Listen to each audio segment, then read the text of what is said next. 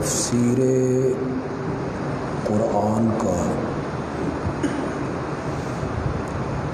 On line سلسلہ جو ہم نے شروع کیا تھا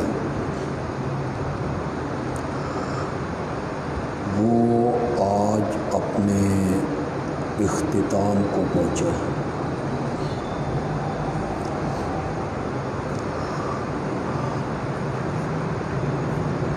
کرونا وائرس کی بنا پر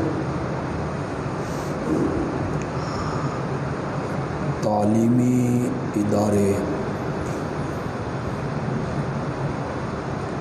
بند کر دیے گئے۔ یہ آج ہی آواز خراب ہو رہا ہے، سارا 2 مہینے ٹھیک رہے آواز۔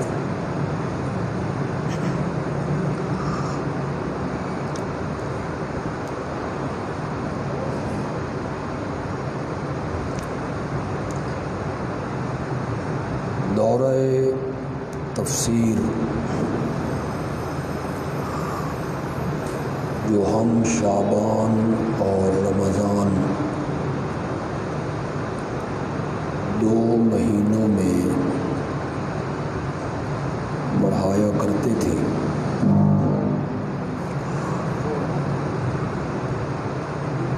ظاہر بات ہے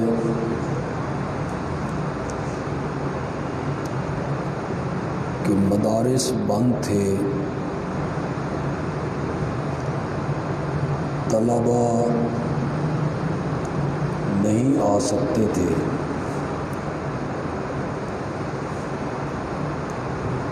تو سب سے پہلے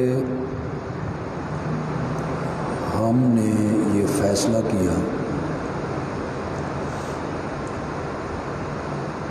کہ دورہ تفسیر تو بہرحال ہونا چاہیے، اور اسے نیٹ کے ذریعے آن لائن پڑھایا جائے۔ ہمارے اعلان کے بعد پھر دوسرے علماء نے آن لائن پڑھانے کے اعلان کی، انہوں نے بھی آن لائن پڑھایا، تو یقیناً اس کا ثواب بھی ہمیں ملے گا۔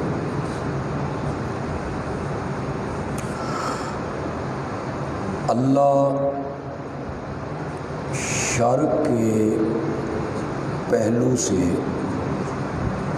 خیر کا پہلو نکالتے ہیں۔ پہلے ہمارے اس دورے کو 100 آدمی، 150، 200 طلبا سنتے تھے۔ آن لائن کے ذریعے ہزاروں لوگوں نے کالج اور سکول کے طلبا نے گھروں میں بیٹھنے والی ہماری مائیں، بہنیں، بیٹیاں، انہوں نے اس دورہ تفسیر کو سنا، اور کئی افراد ایسے تھے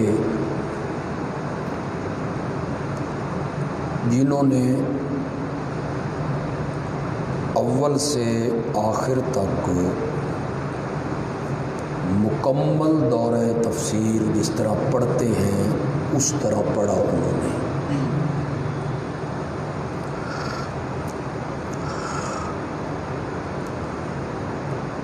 ہمارے کچھ جماعتی احباب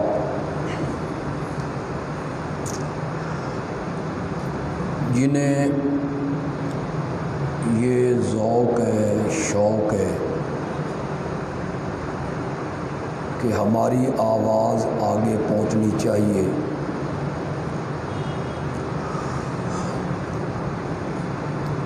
جن لوگوں کے عقائد غلط ہیں، شرک و بدعات میں مبتلا ہیں، ان تک ہماری آواز پہنچے، ان کے لیے ایک پریشانی تھی۔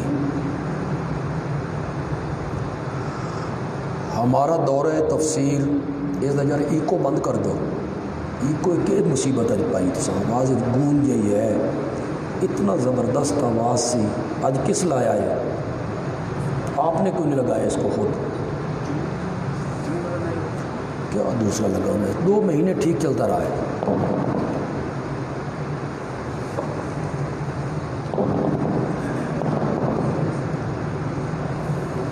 ایکو وغیرہ بند کرو یار، سادہ کرو اس کو، آواز کو۔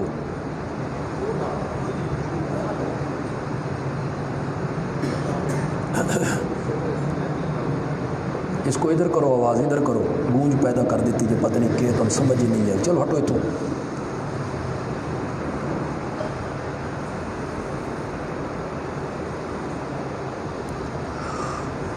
ان حضرات کے لیے مسئلہ یہ تھا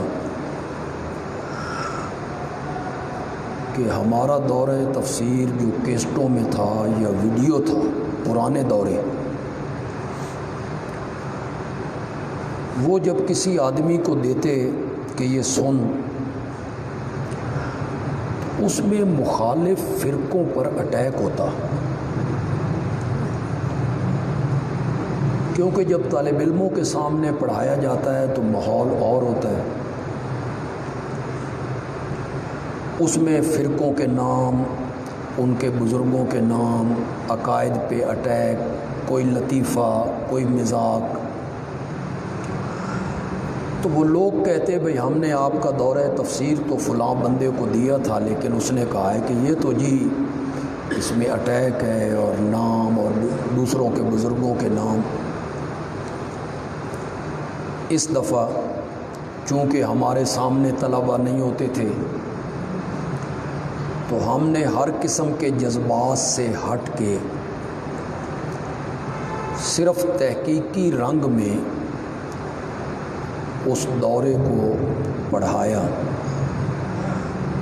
اور ان لوگوں کا مسئلہ بھی اب انشاءاللہ حل ہو جائے گا کہ یہ دورہ تفسیر یوٹیوب میں محفوظ ہو گئے ہیں،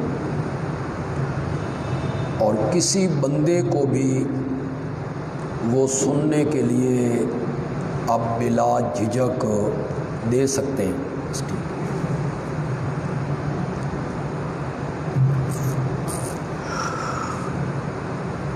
ہم نے یا ہماری جماعت کے جتنے علماء ہیں، ہمارے تفسیر پڑھانے کا جو انداز ہے، یہ رئیس المفسرین، قدوۃ السالکین، امام الموحدین مولانا حسین علی رحمۃ اللہ علیہ کا انداز ہے۔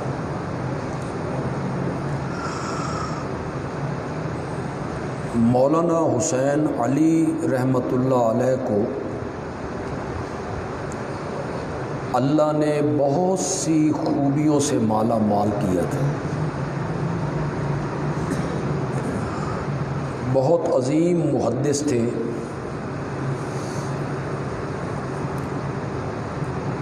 بڑے اونچے درجے کے فقیہ تھے۔ ہم تو ان کا تعارف نہیں نہ کروا سکے، ہم نے صرف ان کا تعارف کروایا تفسیر کے حوالے سے۔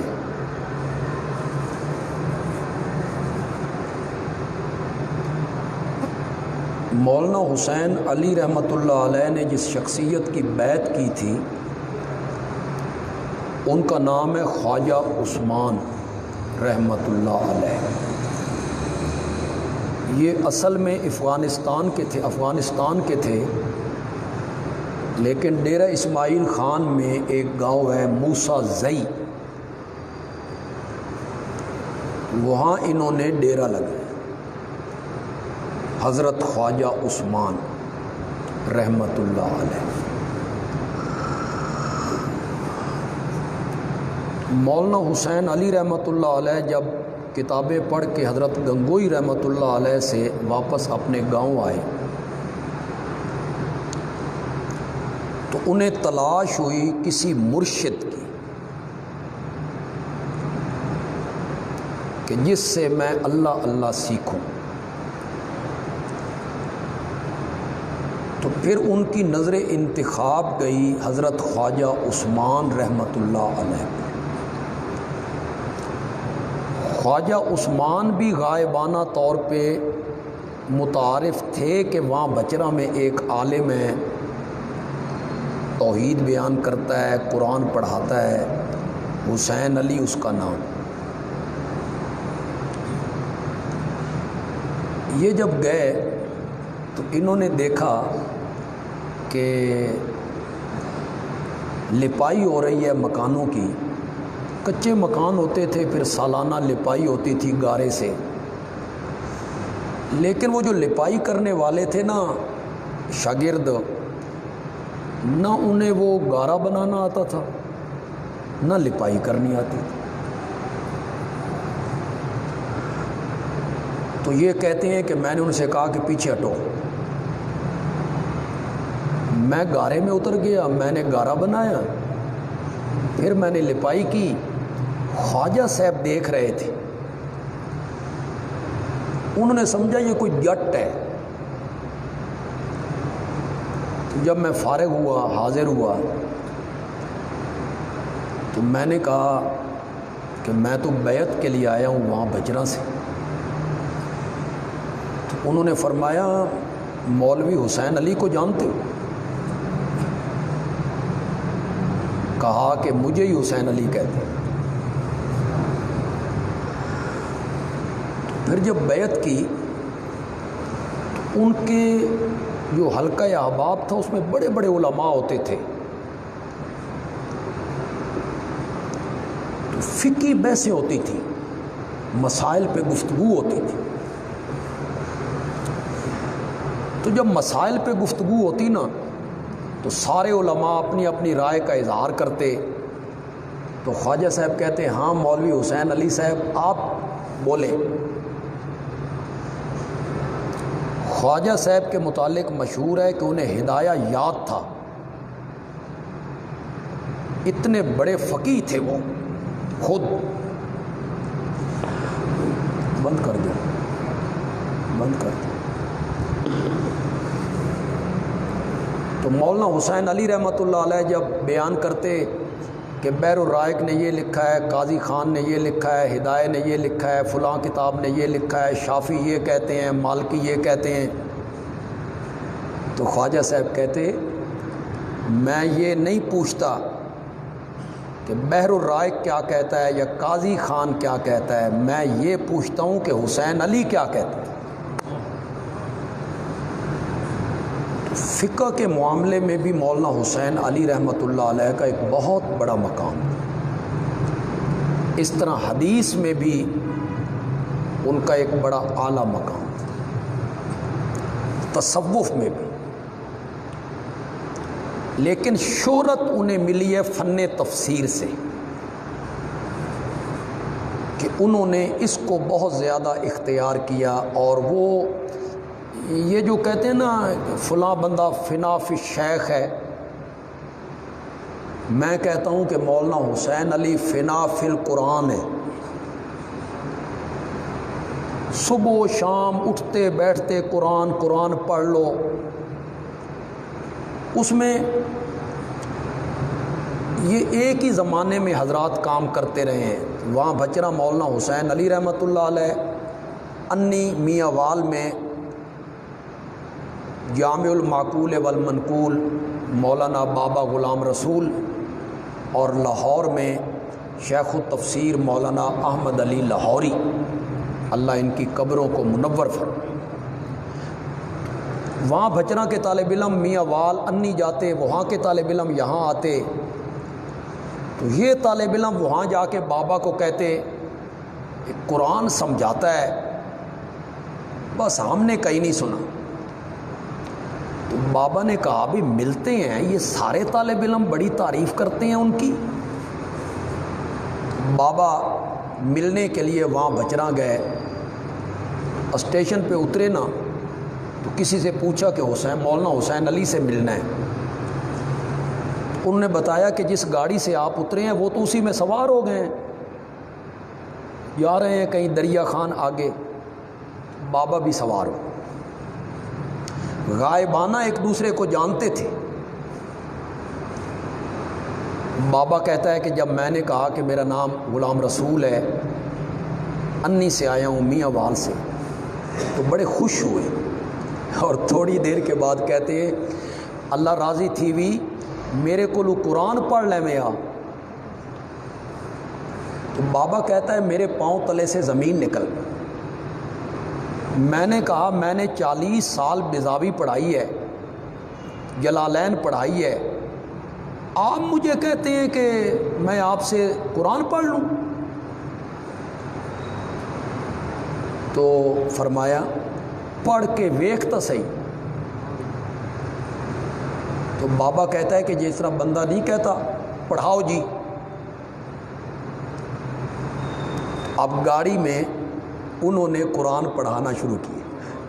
ظاہر بات ہے بابے کو یہ تو نہیں پڑھانا تھا الف لام میم ذالک الکتاب، یہ ایک کتاب ہے، یہ تو نہیں نہ پڑھانا تھا، بابا تو جانتا تھا یہ سب۔ بس وہ جو 2 2.5 3 گھنٹے کا سفر تھا نا، اس میں بابا کو 17 سپارے پڑھا تھے۔ تو بابا کہتا ہے میں تا آج سمجھ آئیے بھئی قرآن آدھا کے بھی، مجھے آج سمجھ آئیے اس کو۔ تو وہ ہر بندے کو مطالبہ کرتے تھے کہ قرآن پڑھو، قرآن کی تفسیر پڑھو۔ ایک بہت بڑے خطیب ہوئے ہمارے ملک کے، تنظیم اہل سنت سے ان کا تعلق تھا، مولانا دوست محمد قریشی رحمۃ اللہ۔ ہمارے 18 بلاک بھی آیا کرتے تھے جلسوں پر، ان کی تقریریں سنی بھی ہیں، ان کے ساتھ میں نے تقریریں کی بھی۔ تو ان سے کوئی پوچھتا نا کہ آپ وہاں بچراں گئے، تو وہ بڑے دلچسپ آدمی تھے، وہ کہتے تھے ہاں گیا تھا، ایک دن اور صورت جن، ایک دن اور صورت جن، یعنی میں صرف ایک دن کے لیے گیا اور اس ایک دن میں حضرت نے مجھے صورت جن پڑھا۔ تو جو بندہ بھی ان کے پاس آیا انہوں نے قرآن کی تفسیر اسے ضرور پڑھائی، حقیقی معنوں میں وہ فنا فی القرآن تھے۔ اس روایت میں کس حد تک صداقت ہے کہ جب ان کا آخری وقت تھا، مولانا حسین علی رحمۃ اللہ علیہ کا، اور نزع کا عالم طاری تھا اور گھر میں تھے، تو تھوڑا سا افاقہ ہوا تو گھر والوں سے پوچھا کہ باہر کوئی میرا شاگرد موجود ہے؟ نے کہا جی ہاں شاگرد آپ کے باہر ہیں۔ فرمایا میرے کسی شاگرد کو بلاؤ اور اسے کہو کہ مجھے قرآن کی تفسیر سنائے۔ ان لمحات میں بھی ان کا ذہن اس طرف جا رہا ہے کہ کوئی مجھے قرآن کی تفسیر سنائے۔ تو یہ جو ہماری جماعت کا منہج ہے، اصل تو ہماری جماعت کی دعوت وہی ہے جو حضرت نوح کی تھی، یہ کوئی نئی دعوت نہیں ہے، تمام انبیاء کی تھی، پھر یہی دعوت امام الانبیاء کی تھی، یہی دعوت تورات کی، انجیل کی، قرآن کی تھی۔ ان ھذا لفی الصحف الاولی صحف ابراہیم و موسیٰ وَلَقَدْ آتَيْنَا مُوسَى الْكِتَابَ وَجَعَلْنَاهُ هُدًى لِبَنِي إِسْرَائِيلَ أَلَّا تَتَّخِذُوا مِن دُونِي وَكِيلًا۔ تورات میں بھی ہم نے یہی بیان کیا تھا۔ تو یہ دعوت ہماری جماعت کی جو ہے یہ کوئی نئی دعوت نہیں ہے، دعوت وہی ہے جو تمام انبیاء کی تھی، دعوت وہی ہے جو تمام آسمانی کتابوں کا دعوت تھا۔ اسی دعوت کو لے کر ہماری جماعت اشاعت التوحید و سنہ چلی ہے۔ یہ جس منزل کی طرف چلی ہے، نصب العین، آپ انگلش میں کہیں گے ٹارگٹ، عربی میں ہم کہیں گے ہدف، کہ فلاں جگہ پہ ہم نے پہنچنا ہے، وہ ہماری منزل ہے نصب العین۔ اس کو حاصل کرنے کا طریقہ وہی اختیار کرنا پڑے گا جو اس جماعت کو مولانا حسین علی نے دیے، اس کے سوا کوئی دوسرا طریقہ۔ یہ ہلا گلا، نعرے، ناچنا کودنا، یہ منج نہیں ہے اشاعت التوحید و سنہ کا، نا۔ مولانا حسین علی رحمۃ اللہ علیہ تو جماعت بنانے کے بھی خلاف تھے جی۔ ان کی آپ فراست دیکھیں، کتنے زیرک ہیں کہ شاگردوں نے کہا استاد جی جماعت بنا لیے، تو فرمایا جہاں جہاں جیسے جیسے کام کر رہے ہو کرتے رہو، جماعت بنے سو تا پھٹ ویسو۔ آپ ان کی زیرکی دیکھیں، پھر عہدوں پہ لڑائی ہوگی، پھر لیڈروں پہ لڑائی ہوگی، میں لیڈر ہوں اور میں لیڈر۔ منج اشاعت التوحید و سنہ کا جتنے احباب تک میری آواز پہنچ رہی، نوجوان ہیں، بزرگ ہیں، علماء ہیں، طلباء ہیں، ہماری مائیں ہیں، بہنیں ہیں، میری اس بات کو نوٹ کریں۔ نصب العین کے حصول کے لیے طریقہ اور منج وہی اختیار کرنا پڑے گا جو مولانا حسین علی کا تھا۔ وہ کیا تھا؟ قرآن کی تعلیم، قرآن پڑھانا، درس قرآن، تفسیر قرآن، درس قرآن کی کلاسیں، تعلیم قرآن کی کلاسیں، لوگوں کو قرآن کے قریب لانا، لوگوں کو قرآن پڑھانا، لوگوں کو قرآن سمجھانا، یہی طریقہ اختیار کرنا پڑے گا۔ ہمارے جتنے اکابر تھے، میرے والد صاحب مرحوم رحمۃ اللہ علیہ، حضرت شیخ القرآن مولانا غلام اللہ خان رحمۃ اللہ علیہ، انہوں نے کیسے انقلاب برپا کیا تھا؟ کیسے؟ جلسوں کے ذریعے، نعروں کے ذریعے، نا، دروس قرآن کے ذریعے۔ ہم تو چھوٹے تھے، مولانا ضیاء الحق صاحب دامت برکاتہم زیادہ اچھی طرح جانتے ہوں گے کہ سرگودا میں انہوں نے آ کے کیسے گھر گھر میں درس دیے۔ مسجدیں تو ہوتی نہیں تھی اشاعت توحید کی، اشاعت توحید کی تو ایک مسجد تھی 18 بلاک، پھر انہوں نے کیا کیا؟ گھروں میں درس، گلیوں میں درس۔ اسی طرح مولانا محمد طاہر پنجپیری رحمۃ اللہ کیسے کیا کام؟ بس میں چڑھ جاتے ہیں، جس طرح دوائیاں بیچنے والے نہیں، بس میں چڑھ کے سامنے ڈرائیور والی طرف آ کے سواریوں کی طرف منہ کر کے قرآن سنانا شروع۔ کئی لوگوں نے بس کے اندر مارا، کئیوں نے گھسیٹ کے نیچے پھینکا، وہ دوسری بس میں چڑھ گئے۔ اس طرح کام کی درس قرآن۔ میں جب پنڈی پڑھتا تھا تو پرانا قلعہ جہاں حضرت شیخ القرآن رحمۃ اللہ علیہ کی پہلی مسجد تھی، وہاں گھر بھی ان کا وہی تھا، گھر بھی ان کا پرانے قلعے میں۔ ساری زندگی حضرت شیخ القرآن نے 2 کمروں میں گزاری، پوری زندگی صرف 2 کمرے۔ باہر جو وضو خانہ تھا نا مسجد کا، اس کے اوپر ان کی بیٹھک تھی۔ اس بیٹھک میں نے بڑے بڑے وزیروں کو بھی دیکھا ہے، میں بھی وہی رہتا تھا، اسی مسجد میں رہتا تھا میں، جو اس مسجد کے اوپر والی منزل تھی جہاں کتب خانہ تھا، مجھے حضرت شیخ نے وہاں رہائش رکھی ہوئی تھی۔ میں ذرا شاہی مہمان سے کہ ان کے گھر سے میرا کھانا آتا تھا، صاحبزادے جو ٹھہرے ان کے گھر سے میرا کھانا آتا تھا، تو میں بھی وہی رہتا تھا، تو میں وہاں دیکھتا تھا۔ میں نے شورش کشمیری کو وہی دیکھا تھا پہلی بار، اسی بیٹھک میں۔ تو ان کے جو بڑے بیٹے تھے حضرت مولانا قاضی احسان الحق صاحب رحمۃ اللہ علیہ، وہ ان کے بڑے بیٹے تھے۔ ہمارے بڑے بھائی حضرت مولانا شمس الحق صاحب، اللہ انہیں صحت عطا فرمائے، یہ اور قاضی احسان صاحب کلاس فیلو تھے، اکٹھے پڑھتے۔ تو قاضی احسان صاحب پرانے قلعے کی مسجد میں درس دیتے تھے، صبح کے بعد بھی عصر کے بعد بھی، صبح قرآن کا، عصر کے بعد حدیث کا۔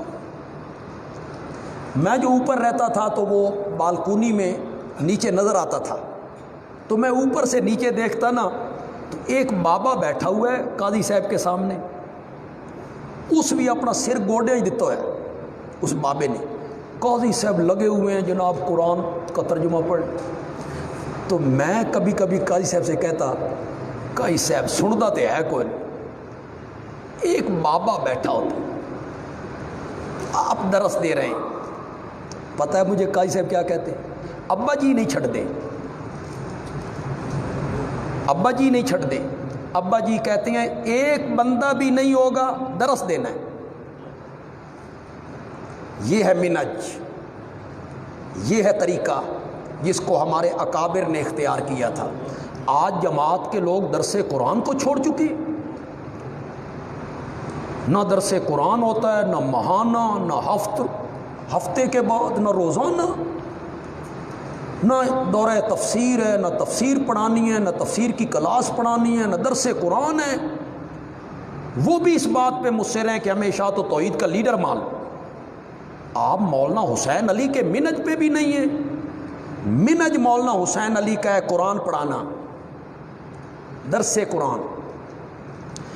پھر آپ حیران ہوں گے، جب میں دوسرے سال دورہ تفسیر پڑھنے گیا تو میں نے پہلے دن کہہ دیا جی میں شاہی مہمان نہیں بننا، میں تو رہوں گا مدرسے راجہ بازار۔ وہ ایک ہوتا تھا نا بھئی، وہ طالب علموں کے ساتھ رہیں گے اور یہاں پابندی وغیرہ ہوتی، تو انہوں نے مجھے ایک الگ کمرہ دے دیا، وہاں چھوٹا سا کمرہ تھا، الگ کمرہ دے دیا۔ ایک دن صبح میں دودھ لینے کے لیے مدرسے سے نکلا، بارش ہو رہی ہے، تو مجھے پرانے قلعے کے سپیکروں سے آواز آ رہی ہے حضرت شیخ کی۔ تو میں نے کہا یہ حضرت شیخ کی؟ اب آپ اندازہ لگائیں، سارا دن دورہ تفسیر پڑھانا ہے، اس طرح نہیں پڑھاتے تھے جس طرح ہم پڑھاتے ہیں جی۔ میں آپ کو بتاؤں تو آپ کے پاؤں تلے سے زمین نکل جائے۔ روزوں کے اندر سحری کے بعد شروع کرتے تھے، منہ اندھیرے نماز پڑھانے کے بعد 12 بجے تک، زور سے عصر تک، عصر سے مغرب تک، افطاری سے 10 منٹ پہلے چھوڑتے تھے۔ پھر جو قرآن پاک کا حصہ تراویح میں پڑھا جاتا تھا اس کو بھی بیان کرنا۔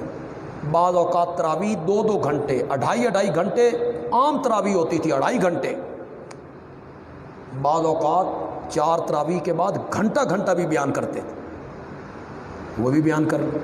اب ایک بندہ سارا دن دورہ تفسیر پڑھا رہا ہے، وہ اگر صبح کا درس نہ دے تو کوئی گلہ ہے؟ ابھی کلاس شروع کرنی۔ میں نے کہا یہ شیخ کی آواز کیسے آ رہی؟ تو میں بھی چلا گیا، میں نے جا کے دیکھا تو 5-6 بندے بیٹھے، صرف 5-6، اور حضرت شیخ سورت یوسف بیان کر۔ بھٹو کا دور تھا، بھٹو کا بڑا عروج تھا، تو بھٹو رو رگڑا لایا اس قرآن کی تفسیر بیان کر، صرف 5 بندے۔ اتنا بڑا آدمی جو لاکھوں میں خطاب کرتا ہے، اس دن ان کا بیٹا موجود نہیں تو وہ خود درس دینے لگا۔ یہ منج مولانا حسین علی کا۔ جماعت کے لوگوں کو یہ سمجھنا ہوگا، جماعت کے علماء کو یہ سمجھنا ہوگا، عوام کو یہ سمجھنا ہوگا، کارکنوں کو یہ سمجھنا ہوگا۔ کارکنوں کو یہ بات سمجھنی ہوگی کہ مولانا حسین علی کا طریقہ اور منج ہے قرآن پڑھنا، درس قرآن روزانہ کی بنیاد پہ ہو، 8 دنوں کے بعد ہو، مہینے کے بعد ہو، چلو ہو تو صحیح درس قرآن۔ تو ہمارے اکابر نے اس طرح محنت کی۔ میں زیادہ ٹائم آپ کا نہیں لینا چاہتا، لیکن کچھ لوگ آج ایسے بھی آئیں جو ہمارے دورہ تفسیر میں پہلے شریک نہیں ہوتے، اور پتہ نہیں کتنے لوگ ہماری آواز کو سن رہے ہوں۔ ان تک بھی میری آواز پہنچ رہی۔ ابھی مولانا عبد الکریم صاحب نے آپ کو بتایا نا کہ قرآن کی ابتدا اور انتہا اللہ نے اس کو ایک کیا، تو وہ جو سورۃ فاتحہ کا دعویٰ ہے یا سورۃ فاتحہ کا مرکزی مقام ہے وہ ہے ایاک نعبد و ایاک نستعین۔ خدا گواہ ہے، مولانا حسین علی رحمۃ اللہ علیہ کا جب ہم انداز قرآن میں پڑھتے ہیں دیکھتے ہیں ہماری عقل دنگ رہ جاتی، بندہ بولتا کہاں سے، اسے الہام ہوتا ہے۔ دو آیتوں کو جب وہ آپس میں ملاتے ہیں اور ربط لگاتے ہیں تو وہ حیران کر کے رکھتے ہیں، صورتوں کو جب آپس میں ملاتے ہیں تو وہ حیران کر کے رکھ دیتے ہیں، اور پھر اس میں سے جو توحید کو ثابت کرتے ہیں انسانی عقل دنگ رہ جاتی ہے۔ اسی لیے شیخ التفسیر مولانا احمد علی لاہوری رحمۃ اللہ علیہ نے فرمایا تھا، ارے بھائی حسین علی کا کیا پوچھتے ہو، وہ تو قرآن کی زبروں اور زیروں سے بھی رب کی توحید ثابت کرنی، زبروں زیروں سے توحید ثابت کرنی، ایک کلمے سے اللہ کی توحید کو ثابت کرنی۔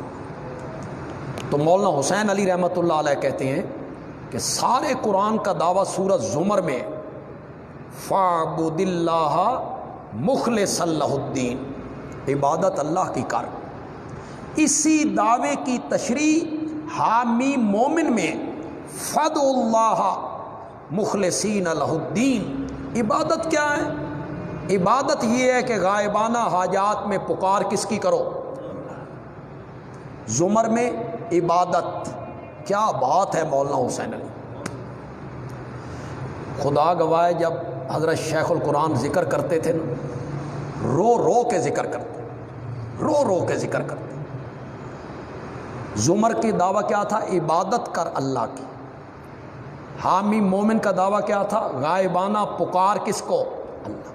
مولانا حسین علی کہتے ہیں ان دونوں صورتوں کے دعووں کو اللہ نے سورۃ فاتحہ کی ایک آیت میں بند کیا۔ زمر کا دعویٰ اللہ نے بیان کیا ایاک نعبد میں، اور حامیم مومن کا دعویٰ بیان کیا ایاک، ہم تیری ہی عبادت کرتے ہیں، یعنی ہم مصائب میں مدد کے لیے صرف تجھ ہی کو پکارتے ہیں۔ آگے سارا قرآن اسی کی تشریح ہے۔ مولانا حسین علی رحمۃ اللہ علیہ فرماتے ہیں کہ سورۃ بقرہ میں اللہ نے 6 بڑے بڑے مضمون بیان کیے ہیں، اور جب وہ ہم پڑھتے ہیں نا ہم دنگ رہ جاتے ہیں۔ وہ جو 5 مسائل ہیں ذو جہتین، آپ کے ذہن میں ہوں گے، کوئی حل کرے نا اس کو، جس طرح مولانا حسین علی نے اس کو ذو جہتین مسائل کو جناب حل کیا ہے، مزہ ہی آ گیا۔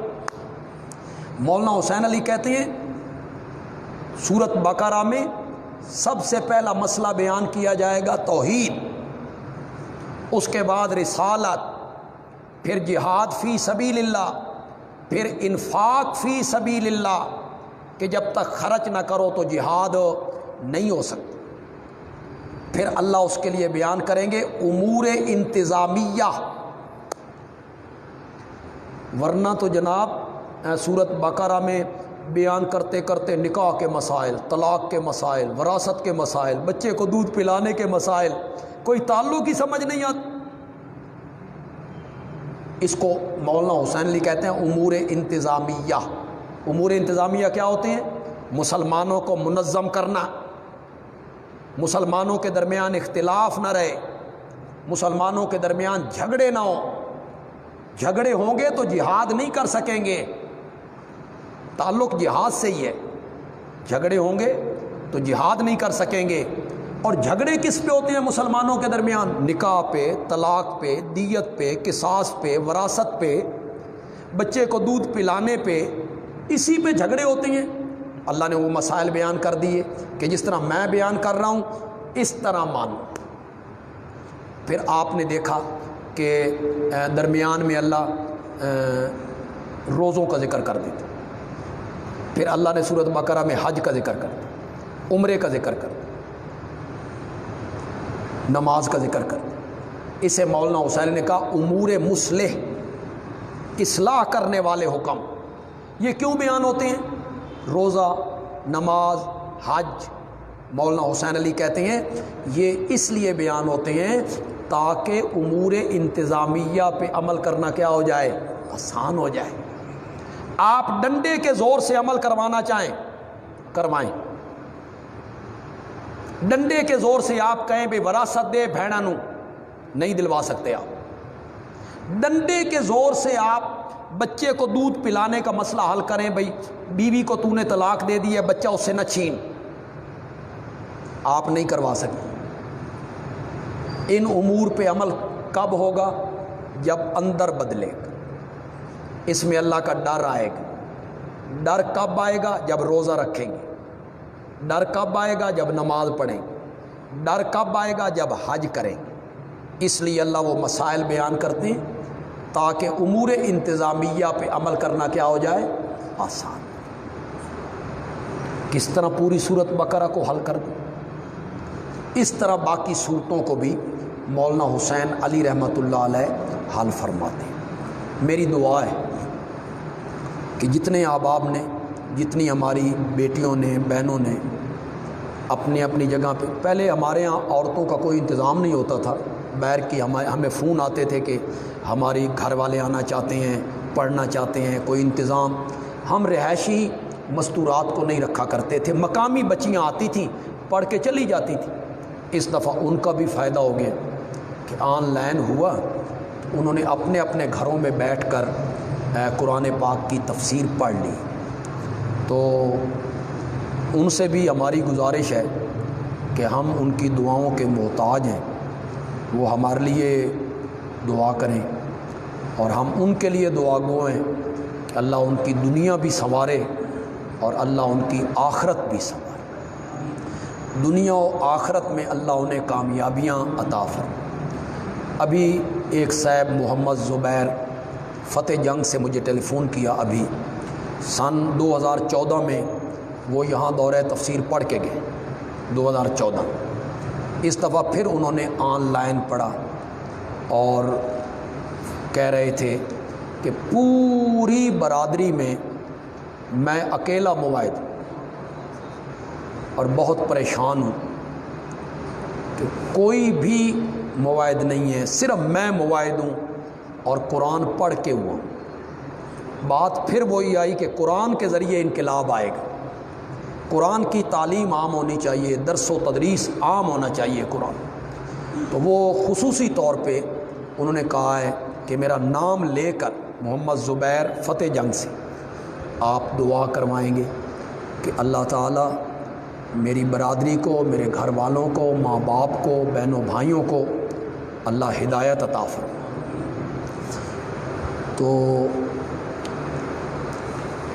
جن احباب نے مکمل قرآن پڑھا اپنے اپنے گھروں میں بیٹھ کے، انہیں ہم نے اسناد بھی جاری کی، بذریعہ ڈاک ان کی اسناد روانہ ہو چکی ہیں۔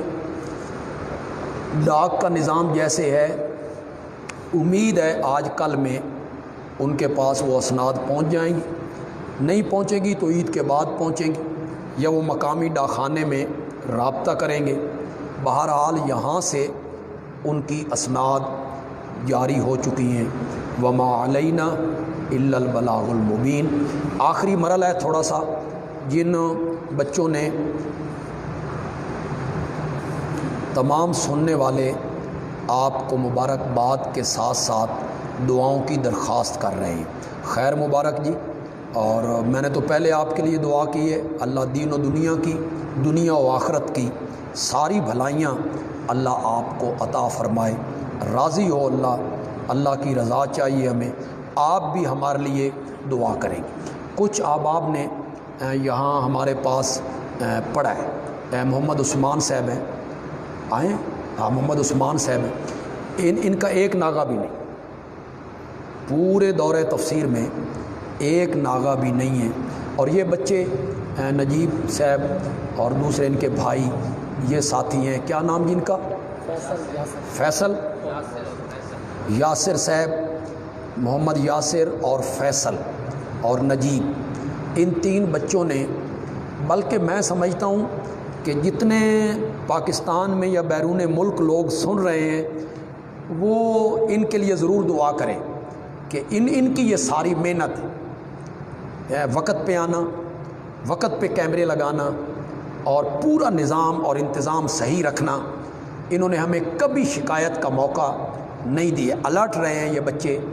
اللہ ان کو عملی زندگی میں اللہ کامیابیاں عطا فرمائے اور ان کے گھروں کو، اللہ ان بچوں کے گھروں کو دین و دنیا کی برکتوں سے مالا مال فرما دے۔ تو یہاں جن احباب نے پڑھا ہے، مولانا بلال صاحب ہیں، انہوں نے پڑھا ہے، راجہ یعقوب صاحب خاصی دن یعنی یہاں شامل رہے ہیں اس پڑھائی میں، محمد شعیب صاحب ہیں ہمارے، ملک شعیب آوان دینا سے ہیں، دینا سے، انہوں نے مستقل پڑھا ہے، بڑا جم کے اس میں حصہ لیا ہے انہوں نے، تو ان کو یہیں انعام دیے جائیں گے۔ حضرت مفتی صاحب مولانا شیخ الحدیث مولانا مفتی محمد آصف صاحب اور معتمم جامعہ کے مولانا ضیاء الحق صاحب اور ہمارے ساتھی اور مہربان مولانا قاری عبد القیوم صاحب، یہ احباب انہیں انعام دیں گے جی، سندیں بھی دیں گے اور انعامات بھی ان کو دیں گے جی۔ انہوں نے سارے بناؤ تصویراں بناؤ نے یہ تصویریں ہی لینیاں نے ساری اتار لو۔ قاری صاحب آؤ، ہوں قاری صاحب تشریف لے کر دے سو ہوں ہاتھ نال جس طرح